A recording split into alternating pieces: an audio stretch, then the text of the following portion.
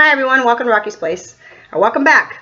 And first and foremost, let me say that I apologize for the long delay or long time of my absence. Life has just happened, and I've been dealing with a lot of health issues.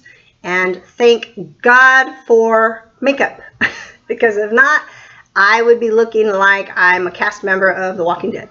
So I have a lot of makeup on right now just to be able to look halfway decent. But I've been putting this off, and I felt like it was enough time of putting this off, and that this is something that has been building inside of me, and something that I have been wanting to talk about. And the catalyst for doing it now was somebody was very condescending towards me and said in a very disrespectful or rude, snarky type of voice, "Oh, you must be one of those liberal Democrats." I'm like, okay, what? I'm just an American. I mean, I don't want to necessarily say I'm a Democrat. I don't want to say I'm Republican, because, you know, lots of Republicans that I know and I respect, and lots that I don't. Democrats, the same, lot that I respect and don't. Conservative, liberals. I just hate separation.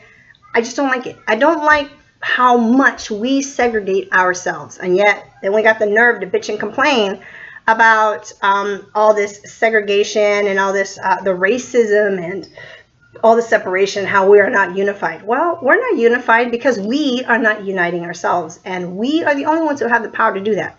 Our government doesn't need to divide us. We divide ourselves.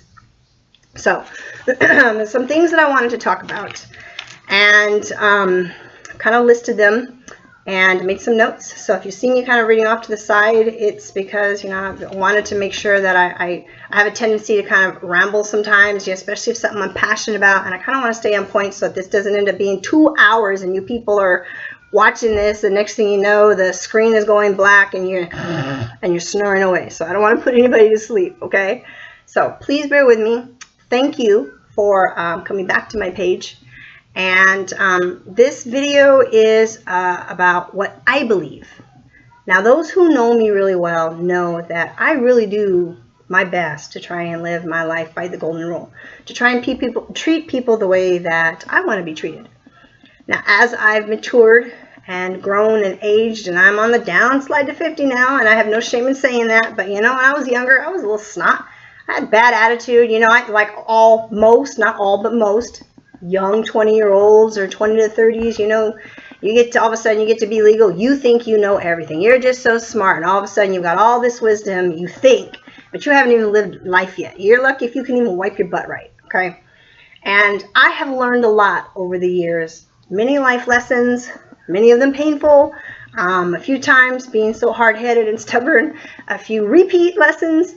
I'm sure some of you will understand that. But as I've matured, I realized the importance of paying attention to the world around us, okay, and not being so self-absorbed. I'm a totally different person from how I used to be, you know, 20-something years ago. And I've never really been a big person that's into politics, but, you know, you have to pay attention to politics because the laws that govern us affect your life, and they sure the hell are affecting mine, especially now with the health issues and not being insured. And taking months and months, and I have been dealing with this health issue for almost 2 years now, and the pain that I've lived with, and being in the healthcare industry. I have been in the healthcare industry for 25 years, and seeing so many patients that are forced to live in pain and suffering and sickness because they can't afford healthcare. And they're struggling, you know, and some of them, they're working multiple jobs. It's not because they're lazy. It's just the times that we're living in, and how the laws and just the government in general, and the lack of the voice that we the people have. There is so much power in unity, in we the people itself, the Constitution. There's so much power that we have, and we don't use it. And so anyway, this debate that I had with this individual, actually with a few individuals, but this one person really, and I love to debate, but I can agree to disagree. And there are Trump supporters that I respect. I am not a fan of Trump at all. And then there are those that I don't. And that there's those individuals, as soon as they find out I'm not a Trump supporter, all of a sudden, and they cut you off or whatever. There's just so much judgment and criticism and not enough being able to respectfully agree to disagree and look beyond the outside and to that person that you know. What's that person's character? That's what matters, that person's character. And so today, being Martin Luther King Jr. Holiday, really kind of sparked that for me. So I threw my makeup on and tried to make myself presentable because I wanted to leave this video about what I believe. So, number one, I'm a woman. You can tell, right? And as a woman, we should not be treated as less than or not equal to or separate than or other than a man. A woman deserves equal pay for equal work. As long as that woman is equally qualified and has the work experience or whatever it might be, as the man does, if not more so. I have seen women not get a job who are more qualified than a man, but the man will get it anyway. And if I have seen women and men who are equally qualified and the man still gets paid for. And those of you who have been following the entertainment industry, that's a huge thing right now, all right, is that. So, in addition to that, if you're paying attention to the entertainment industry as well, we just had the SAG Awards and that unity of, because there are so many women that are standing up now and saying no more, you know, enough is enough of all the sexual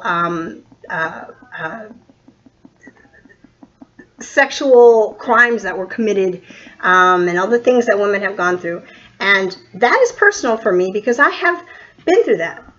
And like many women, I have been through it more than once in childhood and in my adult life. And it is really true when they say, you know, there's times when you don't say anything because you're afraid to lose your job, or the person that is above you is the one that's your boss, is the one who's doing it to you, and there is nobody else to report to. I was a single mom raising 2 children. So a lot of the times, you know, my family didn't know a lot of things until several years later. And so these women that are standing up now, good for you. And I think it's disgusting and it's sad that so many women are afraid or they're persecuted or they're bullied if they speak up. A woman has the right also to determine 100% what she will and will not allow to her body. Nobody has the right to tell another woman, you have to have a child, or you have to do this, or you have to do that. Nobody has the right to do that. Excuse me one moment, because I have my grandchild with me. No more. Okay. Sorry. Those of you who know my videos, you know this is raw and unfiltered. So, you know, I have a grandchild with me right now. She's 3 years old, and 3-year-old toddlers do not listen. All right. So, getting back to what I was saying, as a woman, nobody has a right to tell me what I'm going to do with my body. Now, I am not an advocate of abortion for birth control. And I knew some girls in high school that's really, if they got pregnant, they went and had an abortion. They got pregnant again, they went and had an abortion. They really did use abortion as a form of birth control. I'm not a supporter of that at all. But there are so many other circumstances, and then there, you know, there's girls that have been raped, and then they're forced to have to keep that child. Now, I'm in California, and every state is different, but there are some things, in my opinion, what I believe should be across the board. Human beings do not have the right to tell another human being what they should and should not do, and what they must and must not do with their own body. Period. Period. So, number 2, racism, hatred, cruelty, misogyny, prejudice, bigotry. I can't stand it. I hate racism. And you know, I'm fair-skinned, but I'm Hispanic, okay? I'm Spanish, Hispanic, Mexican, and Portuguese. And my children are also mixed. You know, my daughter is half black, and my granddaughter is Guamanian, black, Hispanic. I mean, you know, we're mixed. We're all mixed in my family, okay? And I have experienced my share of racism. You would think it wouldn't. I'm from a small town, but I'm also from a very small Caucasian town. And so, that being said, those who know me, you know what I'm talking about, right? But there is something wrong when people have become more emboldened over the past year, since the 2016 elections, and I'll say that publicly on record right now. I am not a fan of Trump at all, and I make no apologies for that. Now, I am so thankful to be a part of history to have seen the first black president with Obama. I loved the Obamas. Not blind to his faults. Not everything he did was right. And we're going to get into some more of that in just a little bit. But I think he was a good president overall. I hope to be able to be around for the first female president. And those times are coming because so much has changed in society and so much more is open now. But just because I want to see a female president doesn't mean I want to just be any female. Okay, so for those of you who have been snarky in their comments with me and rude and disrespectful, no, I do not think Clinton would have been a good option as a woman president either. I would not have voted for her. I didn't. And I don't like Trump either. So that being said, racism and hate has never disappeared. And you know, it's never going to.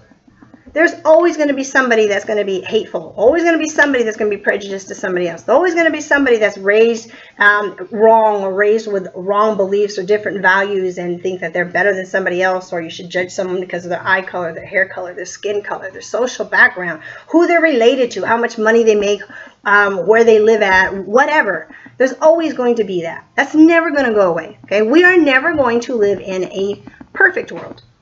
But we can absolutely live in a much better world. And the only way that is going to happen is if we do something about it. We the people, that phrase, we the people. There is so much power in that, and we don't use it enough. And a big part of the problem is that we don't encourage our children and our youth to get involved also. Okay? The one thing that's guaranteed for certain is if you live, you're going to eventually die. That's the one thing that's guaranteed. And you better pay your taxes. But other than that, there is no immortality. We are not going to live forever. Our future generations, and every time another generation comes, we have a responsibility to teach them right. To continue to teach them what people call old-fashioned values. And I don't believe in that. Respect should always be there. Teaching them manners, teaching them right from wrong, teaching them to take responsibility, teaching them the consequences, good and bad, of your actions and choices. And I'm a big person on giving choices. You give them an option, you make a choice, and let them know what the consequences are for each one, and then holding them responsible for that. Those types of things, integrity and honor and honesty and loyalty, and your word is your bond. You make a promise, you give your word, you keep it. Those things should never, ever go away. So I don't believe in those terms being called old-fashioned. That's what we should be teaching our children every single day.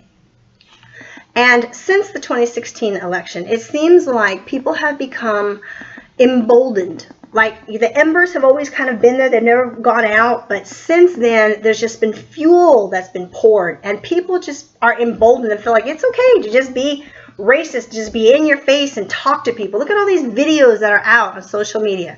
And you know, again, it's never gone away, but social media is part of life now. And because social media is a part of life and we all have the power of our phone right here, all you got to do is record it and boom, put it on the web. And we didn't have that 20, 30, 50 years ago. Okay? So that is another part of why it's so in your face now. But people just feel more emboldened now because of our current leader, that it's okay for them to bully people and to be racist and to be ugly and cruel and hateful. And I hate that. I hate. Isn't that ironic? All right. It is everyone's responsibility. Every single person. Please don't do that. My granddaughter.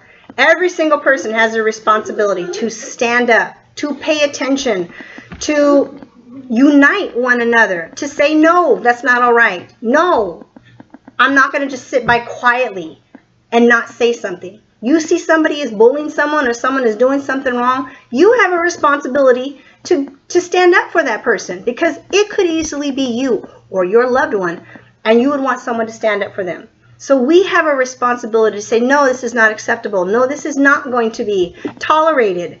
Not in this country. No more. Enough is enough. We all have a responsibility to say that. Okay? Number 3, what I believe. I believe that our present government has become or is becoming a fascist government. We are very quickly mirroring what would be a dictatorship. And for those of you who don't know what fascist means, look it up.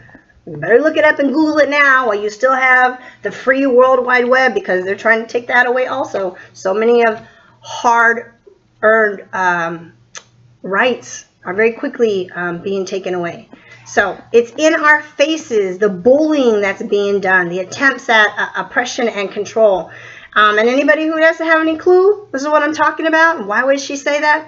I encourage you strongly, use Google right now and look up and study and make notes on the Holocaust, or also known AKA as the Third Reich, and note the similarities between that. Okay? Make note of it, of how that time was and what's going on right now. Number 4 of what I believe. I believe that everybody should have equal rights to love and live any way that they want with whomever they want, and that includes the LGBT community. I know a lot of LGBT people, highly intelligent individuals, good individuals, good-hearted people, and I don't care what your sexual preference is. All right, as long as you don't put it on me and you respect my preferences, I respect yours. But we don't have more of a right than they do to love someone and live our life with that individual and share a life and a home and everything else that comes with it. Marriage, property, the rights to whether it's life insurance or pensions or anything else. Okay? It's not that we should ever have more or less than they, or they more or less than us. It should be the same as, equally across the board, period. No one has the right to tell you who to love, or to tell you that, well, you can love them if you want to, but just, I don't want to see it. Don't do it out in the open. Nobody has the right to do that. We all have the right to love and be loved equally, period. Number 5, I've been in the healthcare industry for 25 years. Healthcare is not a privilege. I want to say healthcare is a bleep, bleep, bleep, bleep, bleep, bleep, bleep human right. Okay? It is not a privilege. And I am publicly saying I would be willing to pay more on my taxes to have universal healthcare. There is too much proof. Too many other countries in this world, 32 to be exact, 32 countries, according to the NASDAQ report for 2017. 32 countries that have universal health care successfully. These so many other countries that have better quality of life, longevity of life. Their people in general overall are healthier than Americans. They live healthier. That's not to say that everything is great. And universal health care, yeah, there's problems in every single country. It's not perfect. There is no perfect system. But universal health care would be a very fair and equal solution. No human being should ever be denied health care because they can't afford it. And I'm in that position now. And I know other people, too many people, both from the patients that I've worked with as well as people that I know and I love, good dear friends of mine and family members who cannot get health care because they don't have insurance and they can't afford to. So you have to practically be on your deathbed, and then you go to the emergency room, and then you can be in the emergency room. If you're lucky, you'll get out of the emergency room under 5 hours, and you end up having a $20,000, $30,000, $40,000 bill for them to tell you, oh, you just have indigestion. I'm serious. I've been through it, and I've paid the bills, and I've seen how you get one Advil pill, and they're charging you $25 for one pill. So, universal health care, it is affordable. I and many others would be willing to pay the taxes so that everybody has equal access. Our insurance should be so much cheaper, and everybody, again, should have access to that.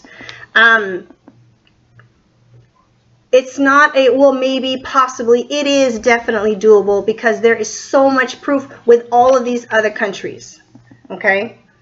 Nobody should ever have to die and live in pain and suffering because they didn't have money to go to the doctor.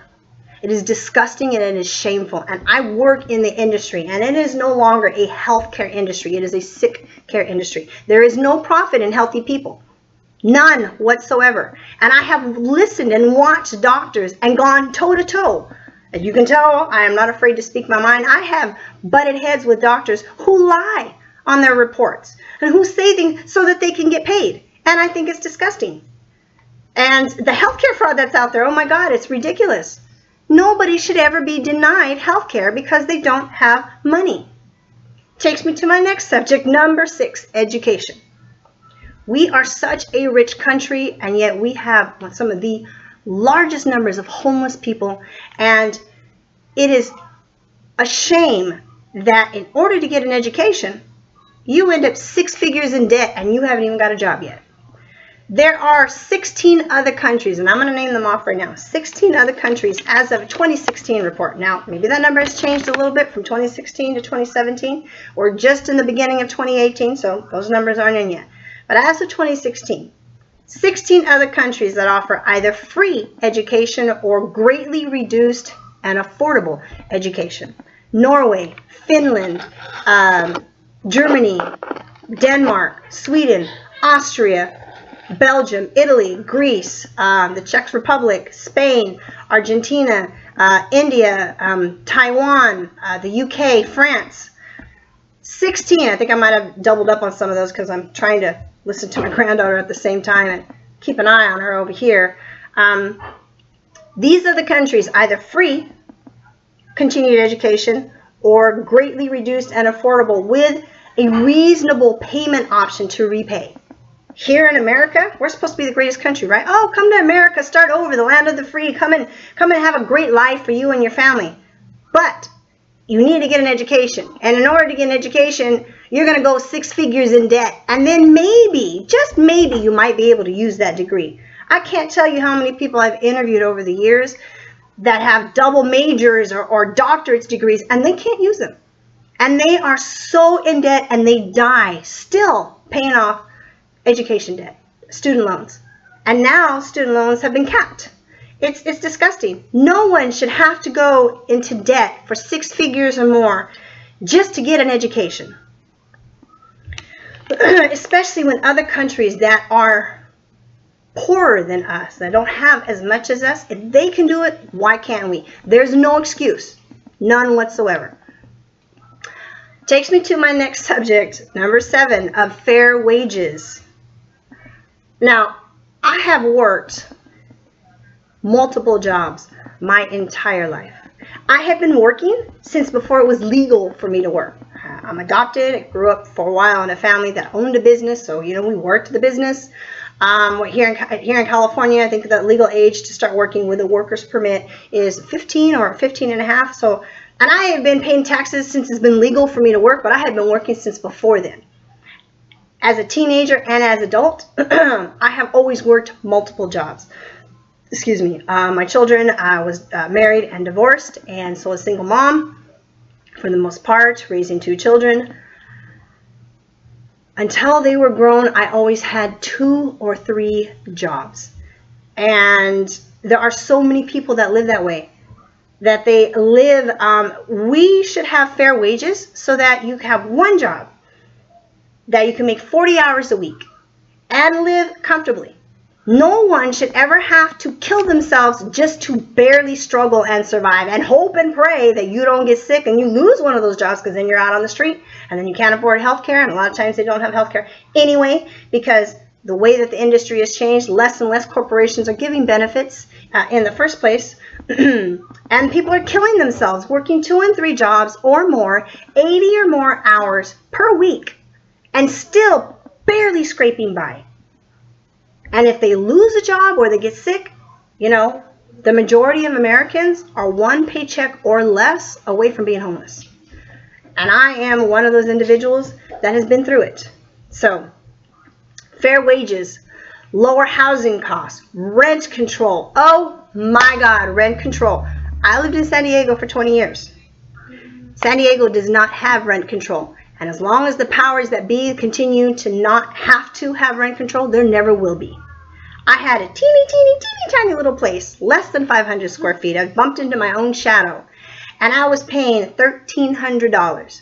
And I was working 4 jobs, teaching at 2 jobs, Uber driving and doing the Uber Eats, and also independently contracting and working for managing the billing for a doctor. 4 jobs, people. 4 jobs, and still barely scraping by. And I lost everything. I got sick, and I lost everything. My home, my storage, my whole life that was in my storage. And I have been fighting, trying to get better for 2 years. And it just barely this last year finally was able to get on Medicaid. Now, this is an individual. I'm not lazy. Me. And there's thousands of people like me that bust their ass and work very hard and pay their taxes and still can't get health care coverage and can't get fair wages. So, universal health care, affordable health care, affordable education. And this country is too damn rich to have the number of homeless people that we have. And the veterans, there should not be one veteran, nobody that has put their life on the line for this country, that has fought for this country, that should be homeless, that should ever go hungry, that should not have excellent medical care. None whatsoever. It's just disgusting to me. Completely disgusting.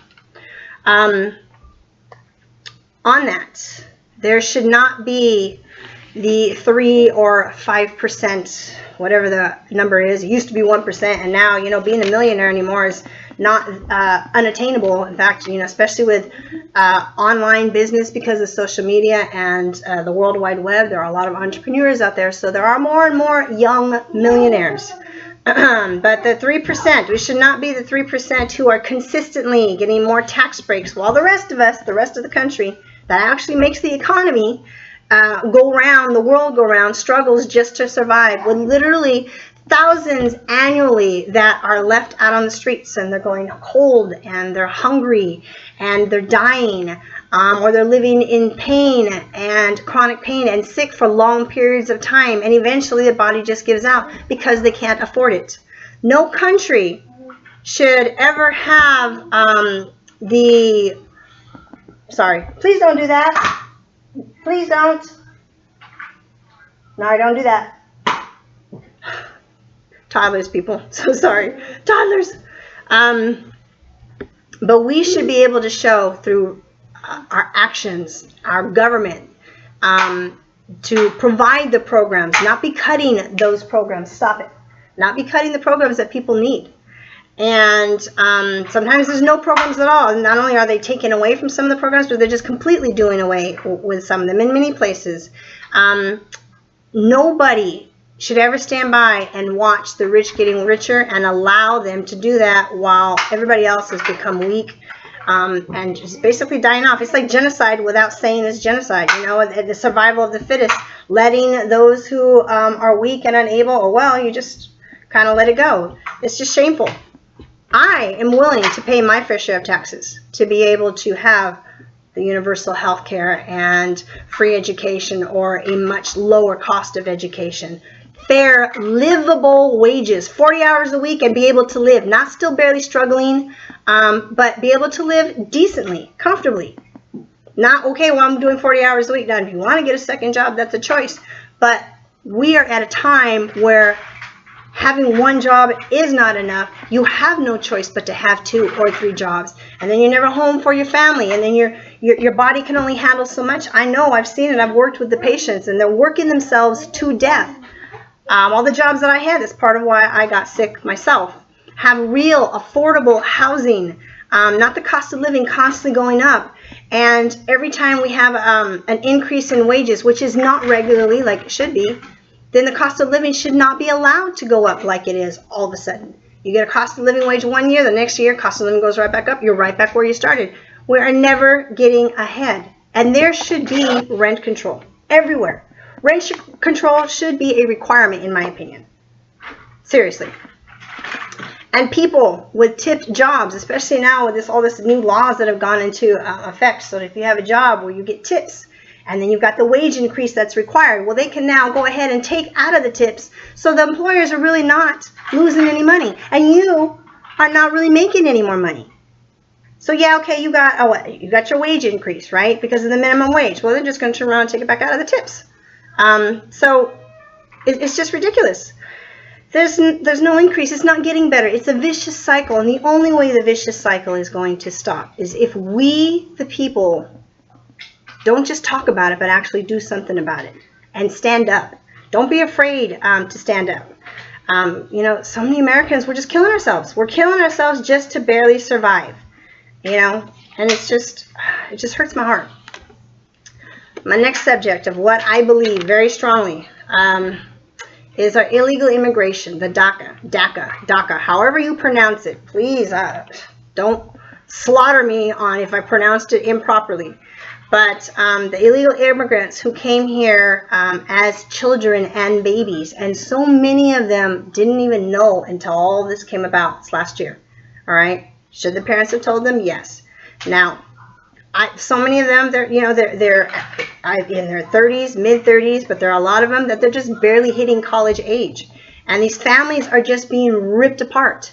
And I strongly disagree with that. There is a much better way to handle it. Now, I'm not saying just let everybody come across. You know, you want to come into this country, just as we want to go to another country, there's a right way to do it.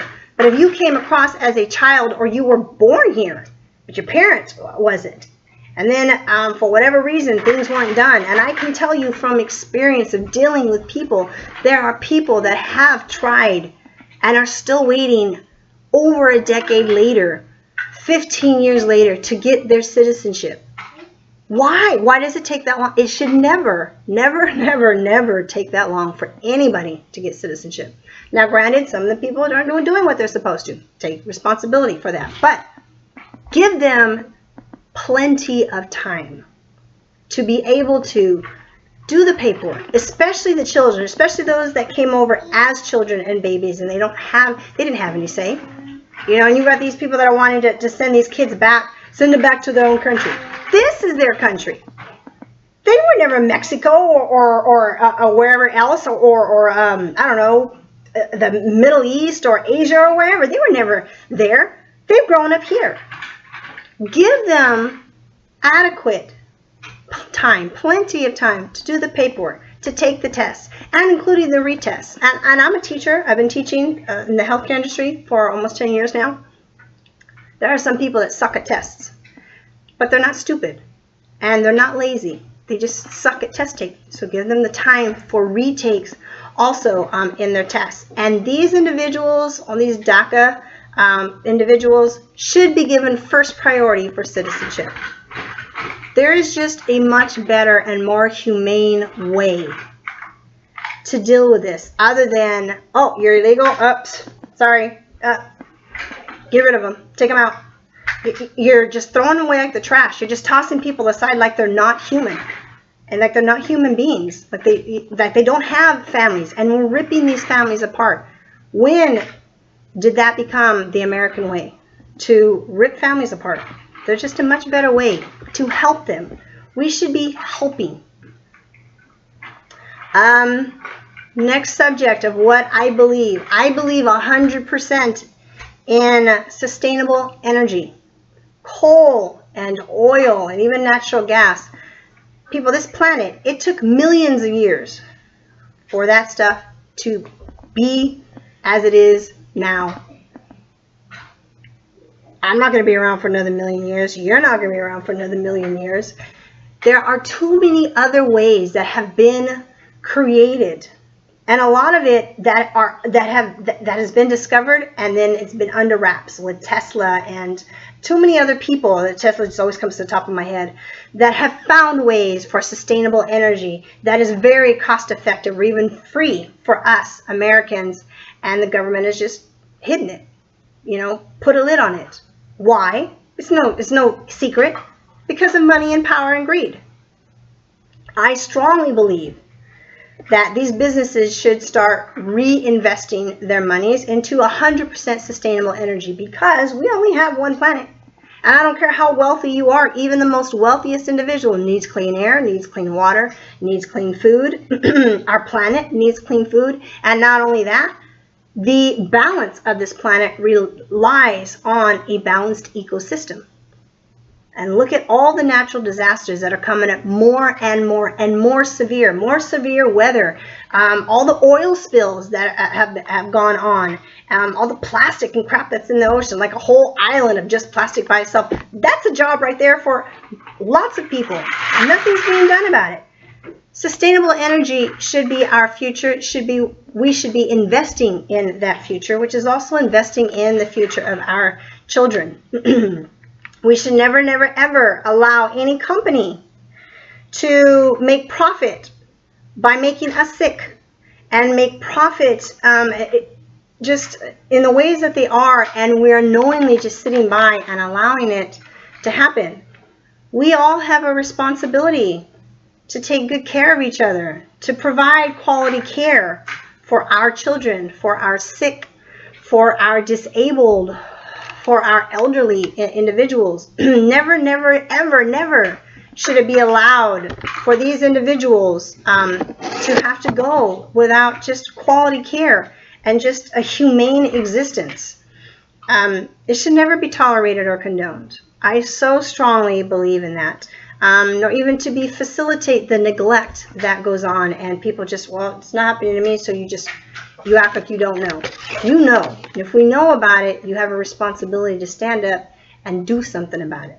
There's no corporation or no individual, wealthy individual, that ever should be allowed to cut the corners, to avoid regulations, or to knowingly allow and encourage anything that has already been proven to be poisonous or toxic or harmful or unsafe in anything that we have to consume. Food, water, any consumable product at all. And that's not just for us, that's including our animals, and in medicine and in healthcare, period. These things should be regulated. You know, we're all so quick to say, I don't want nobody telling me what to do. But the reality is we do need regulations, because the world is full of greedy people. There's always a power struggle. Somebody always wants to have it all. And they don't care, as long as they don't care about you and I. They don't care about the future. Children. All they care about is, well, it's not going to matter when I'm gone. I only care about what's happening now while I'm here. That's the wrong mentality. And we should not be allowing that. We should be insisting on better regulations. Next is religion. No one has the right to force their religious beliefs on another individual, or to forbid another individual from practicing those religious beliefs. I go to a restaurant, I go somewhere, I say my grace, I pray. Not everybody likes it. I don't care. I'm not putting it on you. I'm not telling you that you have to say grace or that you have to pray. You don't want to, fine. I sit at a table with a group of people. I very quietly, say my grace. It's obvious because I close my eyes and say my grace real quick. Most of the time, people are at least respectful. I catch the looks. I don't give a shit. And I'm going to say that. Maybe I should have bleeped this out. I don't care. I would never force my belief on someone else or tell somebody else that they can't wear certain garments, they can't believe a certain way, they can't practice something, they can't say the grace or say thank you, Lord, or say amen or whatever, because that might offend me. I don't have to believe the same as you. I just have to respect your beliefs and expect you to respect mine. And that includes in school. Now, there are exceptions to that, because there are some religious schools, Catholic schools and so forth. You're going to go to that particular school. You are fully aware that they are going to be teaching you the Bible, the doctrine, and everything that goes with it. But other than that, if kids want to pray over their meal at recess or during lunch, they have the right to do so. You should never forbid them, nor should you make them. You should make everybody in class have to either say the Pledge of Allegiance or say amen, or say they believe in God or not believe in God, or whatever it is. Nobody should have to, and no law should force that either. Force anyone else to conform or to give up or to hide any particular or specific religion or cultural beliefs or how they dress. And a lot of them, they dress according to certain religions. They do dress according to that particular religion. This is America, a huge melting pot We encourage diversity. We should thrive on that diversity. And we should be respecting those differences, not condemning and judging those differences. We've always been proud as Americans for our openness and our diversity. And when did that stop? When did we stop being the land of the free and the land of opportunity and the land of be all that you can be? When did it start being, well, you can only do that so long as I agree to it? I strongly believe that we should all remember that we're human beings and to treat each other the way that we want to be treated. When you break it down to the basic foundation of human needs, we all have the same basic human needs. Physical needs and emotional needs.